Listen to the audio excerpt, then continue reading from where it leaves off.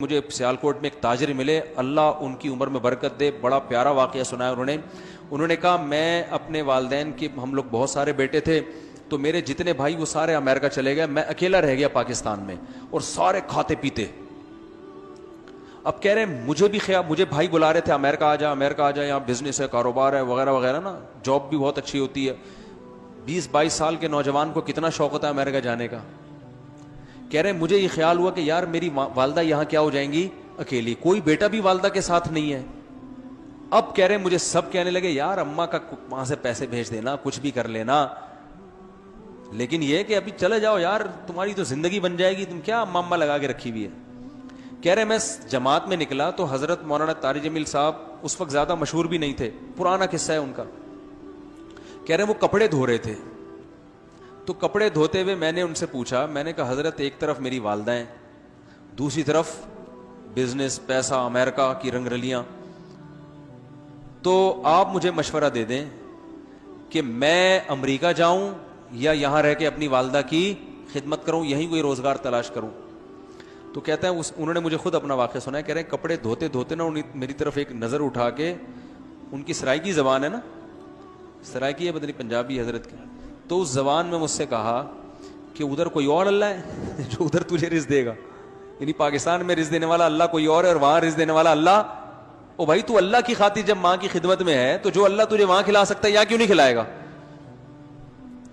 اب دیکھو مقصد چونکہ آخرت تھا نا، تبلیغ میں سہ روزے لگانے کی برکت سے اتنا تو سمجھ میں آ گئی کہ مقصد پیسہ کمانا نہیں ہے، اب مقصد آخرت ہے، اور آخرت کہہ رہی ہے کہ اماں کی کو اکیلا چھوڑ کر مت جاؤ۔ تو انہوں نے، قرآن کیا کہتا ہے کہ آثر الحیات الدنیا، جب آخرت اور دنیا کا ٹکراؤ ہوگا نا تو جو دنیا کو ترجیح دے گا اس کا ٹھکانہ جہنم میں، جو آخرت کو ترجیح دے گا اس کا ٹھکانہ جنت ہے۔ قرآن نے یہ نہیں کہا جو دنیا کو چھوڑ دے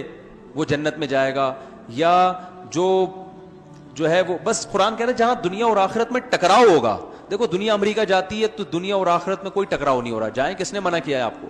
لیکن جہاں اکیلی ماں رہ رہی ہو پیچھے اور اس کا کوئی خدمت کرنے والا نہ ہو، یہاں دنیا اور آخرت میں کیا ہو رہا ہے، لڑائی ہو رہی ہے۔ اب ساتھ کس کا دینا ہے آپ نے؟ تو یہاں آپ کا مقصد اگر آخرت ہے تو آپ دنیا پہ لات مار دو گے اور آپ کہو گے بھائی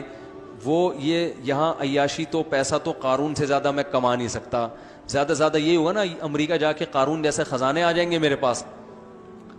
تو کیا ہوگا پھر، مریں گے تو مقصد میں کیا ہو جائیں گے، ناکام۔ تو انہوں نے، کہتے ہیں حضرت مولانا نے مجھے اتنی سی بات کہی کہ بھائی وہاں کا اللہ کوئی اور ہے اور یہاں کا کوئی اور ہے تو چلا جا، اگر وہی اللہ یہاں بھی رزق دے سکتا ہے وہاں بھی تو پھر یہیں رہو۔ کہہ رہے بس میں نے کہا ٹھیک ہے، یہ ہمت کرنا کم عمری میں آسان کام نہیں ہوتا۔ تو میں نے ان کی فیکٹری دیکھی، ماشاءاللہ، ان کو جو اللہ نے نوازا ہے پاکستان میں، سب بہن بھائیوں سے کئی گنا زیادہ نوازا ہے۔ کتنا نوازا ہے میں بیان کروں گا تو وہ نواز شریف نہ کہیں، نوازا سے نواز شریف کہیں ناراض نہ ہو جائے کہ یار یہ کیا، تو اتنا اللہ نے نوازا ہے کہ اگر وہ ناراض نہ ہوتے تو میں بتا دیتا، وہ ظاہر ہے کوئی نہیں پسند کرتا نا کہ میرے بارے میں بتایا جائے کہ اتنا کمایا اپنا بزنس، اور اتنا اللہ نے برکت دی، تو یہ تو اللہ نے دنیا میں دے دیا نا کہ بھائی تم نے مقصد کے لیے ضرورت کو قربان کر دیا تو میں نے مقصد بھی پورا کر دیا، یعنی ضرورت بھی پوری کر دی۔ اور آخرت اس سے کیا ہے، آخرت کا اجر تو ماں کی خدمت میں، تو آخرت میں جو اللہ نے رکھا ہے وہ تو ہم سوچ بھی نہیں سکتے۔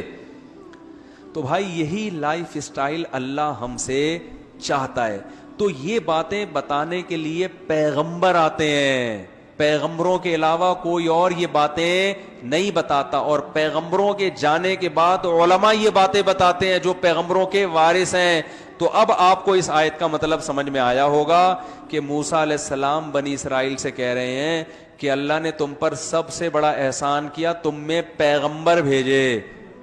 دوسری قوموں میں نہیں بھیجے۔ کیا مطلب، تمہیں پرپز آف لائف پتا ہے، دوسری قوموں کو پیدا ہونے کا مقصد نہیں پتا۔ تو اس سے یہ بھی پتا چلتا ہے اسی آیت سے کہ جس قوم میں علماء ہیں جن کو دیسی زبان میں مولوی کہا جاتا ہے اور دنیا کا سب سے